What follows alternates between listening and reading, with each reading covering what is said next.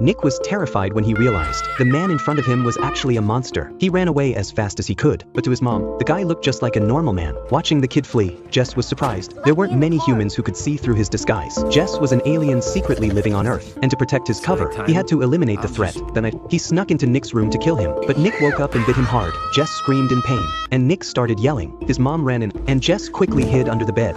Hey, what's going on? There's an alien under the bed!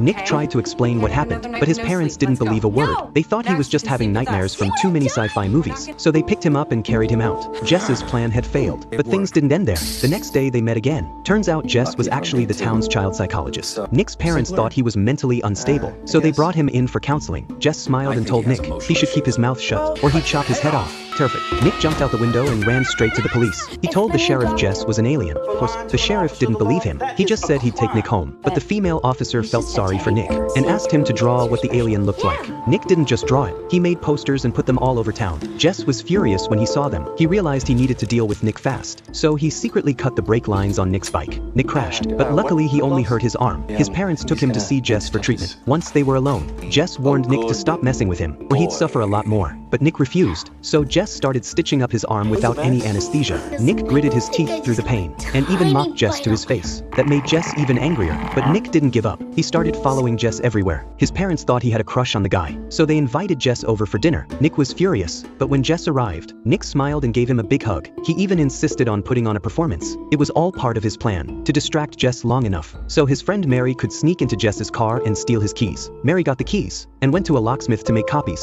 By the time Jess left the house, the keys were already back in place, and he had no clue what had happened. The next day Jess left for work. Nick and Mary broke into his house. They started searching everything, and in the basement, they found something insane. An apple floating midair, above a strange black metal plate. When Mary reached out to touch it, they were both blasted back and knocked out cold. That evening when Jess got home, he saw what had happened and figured it out instantly. He stuffed both of them into sacks, ready to bury them deep underground. But just as he stepped out of the basement, he realized a strange woman had entered the house.